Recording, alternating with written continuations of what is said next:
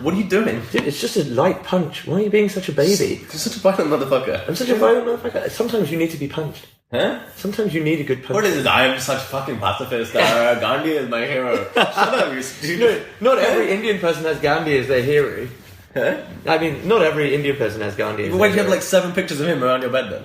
Yeah, but that's different. It's because I want people to think that he's my hero, but he's not actually my hero. Okay, so who is your hero? Myself. Yourself. Yeah. Wait, who's your hero? If it's not yourself, then what are you doing in your life? Huh? If it's not myself, then what am I doing in my life? The ultimate act of love. You're my hero. Oh, I'm your hero. What? Why? You don't have any pictures of me around your bed. Yeah, exactly, because I don't want to idolize you. But isn't that the definition of a hero? That you idolize? No, I don't need an idol of you in order for you to be my hero. And what's the difference? So if I'm your hero, like... One is a metaphysical idea, the other one's physical. So do you think God is many people's hero? But they don't idolize him? Or her? No, I think the opposite. People have idols of God, but they don't consider them to be a hero. That's really fascinating. So in terms of, like polytheism, where you have a myriad of idols, but none are your hero. No. Whereas you think in monotheism, God is your hero? Oh, maybe. The hero. Wait, what is the definition of a hero? I just asked you that 20 seconds ago. Okay. Yeah, look how in sync we are. Yeah, same questions.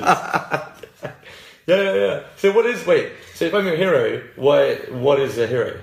Do I need to be fulfilling some obligations I'm not fulfilling right now? I feel like you're putting a lot of pressure on me.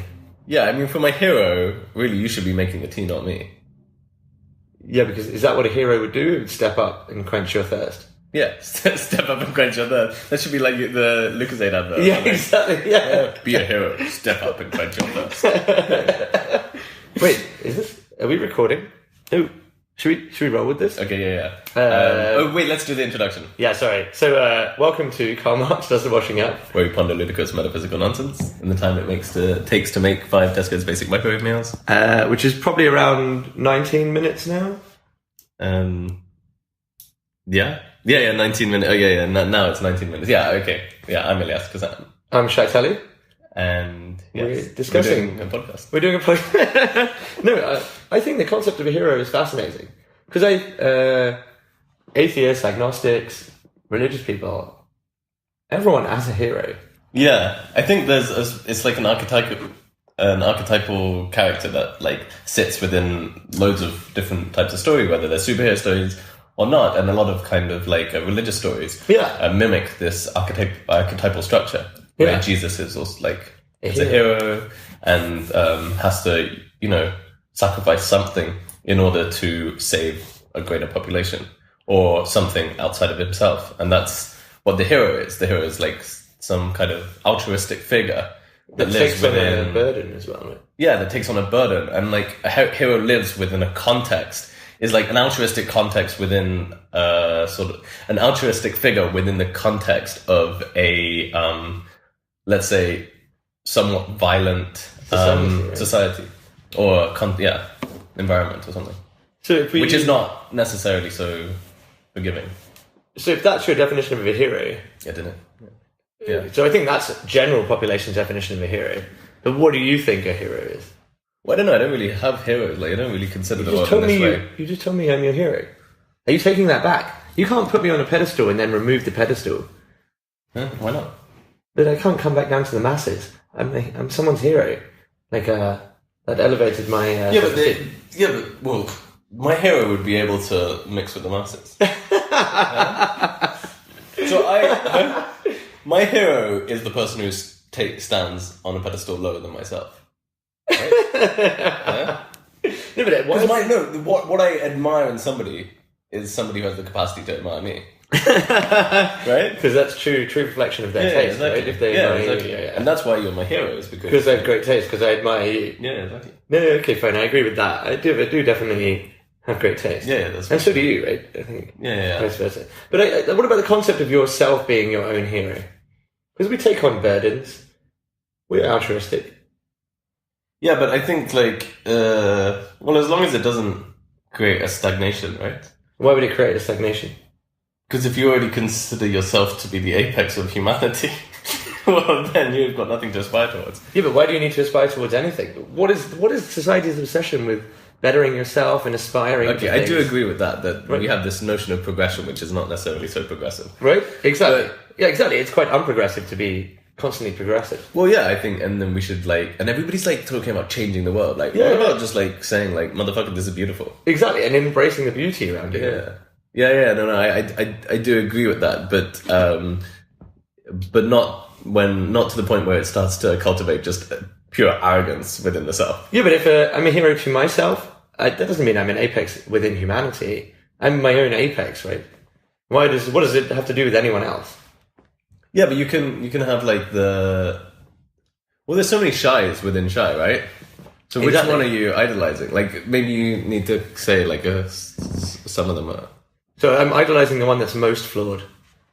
Oh, you're idolizing the one that's most flawed? Yeah, because somehow he's the one that keeps himself most hidden. Because we alluded to earlier, we're very good at presenting our positives rather than our negatives. So my hero is the version of me that keeps himself most hidden, and that's the one with the most flaws. Yeah, but you consider that to be the one that keeps himself hidden. Yeah. One with the most flaws. But the reason you're idolizing that is because what you're doing is idolizing a vulnerability within yourself. Yeah, but that's what we should be idolizing. Yeah, but that's a positive. Vulnerability is a positive. Wait, since when did vulnerability become a positive? It's always been viewed as a negative. Yeah, there has been a shift, right? Yeah, but when did that shift? Has it actually shifted? Well, no, I think what we're understanding is that we need a certain sense of vulnerability and acceptance of our negatives in order to accept ourselves as holistic beings, and in order to deepen a sense of intimacy and spiritual growth, and sort of not fixation on perfection. We need to acknowledge self-love and an ability to love other people. If we accept the flaws in ourselves, we can accept the flaws within other people and then bind to them. So the issue that I had with that concept is that I think as a society we're getting better at accepting our flaws, but we're constantly trying to improve them. Yeah. We're trying to achieve perfection. Whereas really what we're saying is maybe you just need to accept your flaws and not try to better them. But maybe it's like most things in society or in life, it's a poison and an antidote served at once. Right? What would be an example of a poison in terms of a flaw? Could a flaw be your vulnerability? No. So you were saving grace. No. What you were saying just now is that that we're trying to change, right? We're always trying to change and get better. Yeah. And that causes this kind of sense that we're not good enough. Right? That's very true. Yeah. And as an antidote to that, there's this push for vulnerability to open ourselves in order to cure the. And realize that we are. Yeah. So I think. With every movement comes a counter movement. So right? I agree with that. And then with every counter movement becomes the solution to the counter movement, which creates. And it's just a constant. Yeah.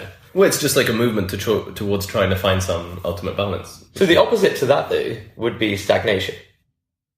Yeah. So surely your hero would be one that's in a mode of stagnation, because that's unique. Right? Would you want your hero to be unique? No, but the universe moves, and if you're stagnant in the context of a moving universe, you're not still. You're not stable. You've got to move in harmony with the pulse of the universe in order to be at balance, right? And the fact that we can't find the correct pace. No, but I think a lot of people do say this, living in the flow of nature, living in the flow of the universe. But why do you think the universe is constantly progressing? Why could the universe not also be stagnant? No, I didn't say it's progressing. It's just moving. So why do we need to move with it? We don't have a choice. We are moving with it. Yeah, but if I take no notes of it, what's it? Of it moving. Well, I think I'm just using some nonsense to get it. Because the truth is, it's definitely nonsense. Well, we're talking about stagnation in the terms of whether we should be bettering ourselves. Yeah. I think. Yeah. And I think there's a difference. There's a difference between accepting something and accepting a flaw or a weakness and not necessarily like trying to evolve past it. Yeah. And another perspective, which is just complete inertia and laziness towards that, and just giving up. There's a difference between accepting and giving up, and that's the thing. And stagnant, for me, has this like feeling. Of, but that's where disease. But you're thinking of it in an extremely emotive manner. What the point I'm making is that like a hero in a movie or a hero, even maybe in a spiritual context, they stop bettering themselves. They reach a peak and they become this hero, and they remain at that level. Do they? I think so. What well, maybe that's what we're trying to idolize.